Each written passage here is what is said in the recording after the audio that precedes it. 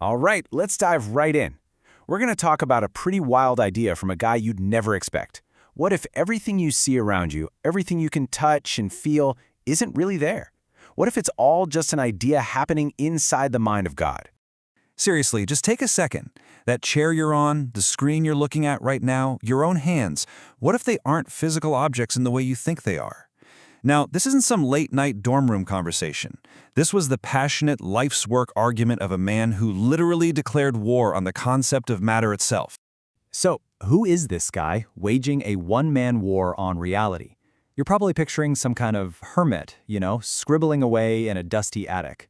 But the man behind this absolutely reality-bending idea, well, he was the exact opposite of that. Meet George Berkeley. And yes, you heard that right. He was a highly respected bishop in the Anglican Church in the 18th century. Not some fringe character, but a pillar of the establishment. And that's what makes his big idea so completely and utterly shocking. And get this, Berkeley wasn't some philosopher with his head in the clouds. He was a man of action. He actually tried to build a school out in Bermuda, he lived for a while over in America, and he even got really into investigating tar water as some kind of miracle cure.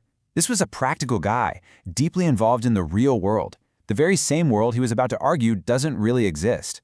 And there it is, the bombshell. This very practical, very respected bishop comes out with what sounds like the most impractical claim you could possibly make. He looks at the entire physical world and says, nope, matter is a fiction. Which leads to the big question, why? Why on earth would he do that? Well, Berkeley wasn't just, throwing out crazy ideas for fun. He saw dangerous philosophy spreading through the world at the time, an idea he thought was a poison that could destroy faith, morality, everything. His enemy had a name, materialism. It's basically the belief that everything is just atoms bouncing around in a void, a giant machine that just runs on its own following physical laws. Now, for a bishop like Berkeley, this wasn't just some academic debate. This was a full-blown spiritual crisis. Because he saw this terrifying slippery slope.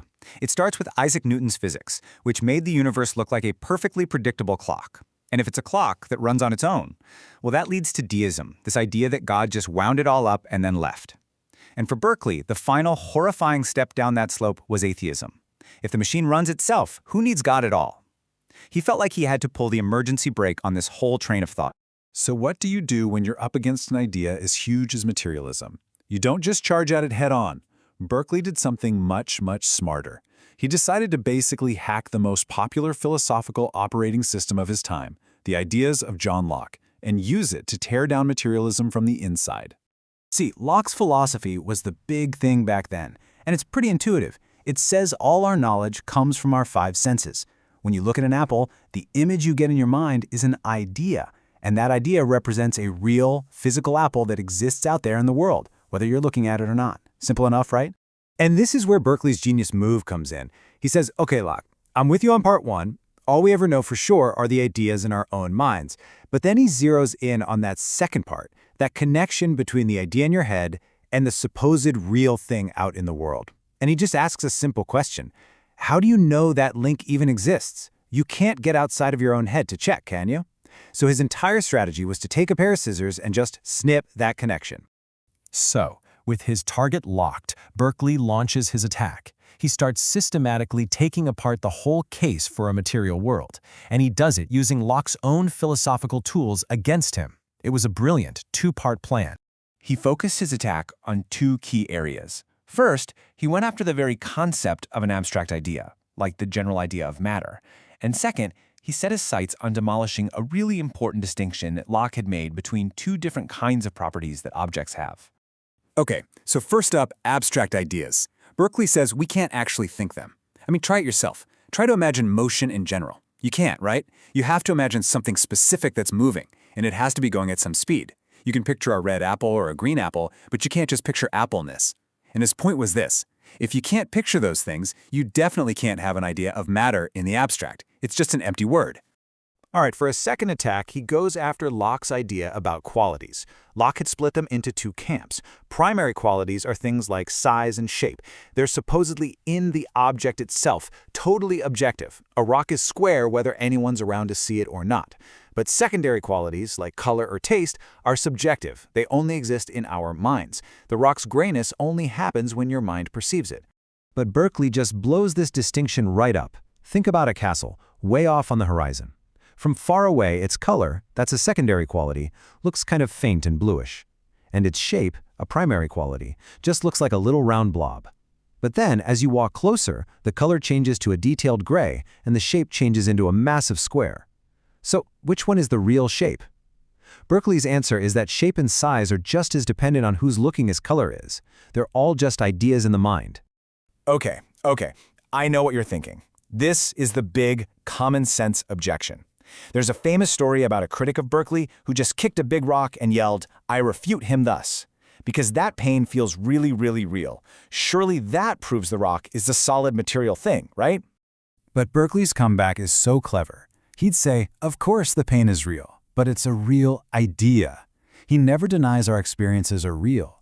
The crucial difference for him is that the feeling of pain from kicking that rock is involuntary. You didn't choose to feel it. It's not like a daydream you can control. So he agrees it's real, but he totally shifts the question. It's not, what is the rock? It's, what caused me to have this involuntary idea of pain? And this question right here leads us to the grand finale of Berkeley's entire philosophy. Because if matter isn't real, if it's not causing our sensations, then what is? If the physical rock didn't cause the pain, what did? At this point, Berkeley has just yanked the rug out from under the whole material world. He's argued that matter, force, space, all of it, they're just ideas. But that leaves a giant hole in his theory. If everything is just in our heads, why do we all seem to live in the same consistent world? Why does the tree in the park stay there even when no one's looking at it? And here is his beautiful, logical answer. 1. Everything we experience are ideas, and ideas are mental things. 2. It only makes sense that a mental thing has a mental cause. 3. My own little mind obviously isn't powerful enough to create this whole complex reality. I didn't choose to feel the pain from the rock. Which leads to the inescapable conclusion. 4. There must be another, much more powerful mind out there that is causing all these ideas in all of our minds. And that other mind, of course, is God. For Berkeley, the entire universe is held in existence because it is being constantly perceived or thought by the mind of God. That famous tree in the forest does keep existing when no one's there to see it because God is always seeing it. This is his masterstroke. It gets rid of materialism and it completely refutes deism. God isn't some retired clockmaker. He is the active, constant author of every single moment of reality. So, in the end, Berkeley just flips the whole argument on its head. He basically says to the materialists, you're the ones taking a huge leap of faith. You believe in this mysterious substance called matter that no one can ever actually see or touch or prove exists. He thought his idea was the more logical scientific choice.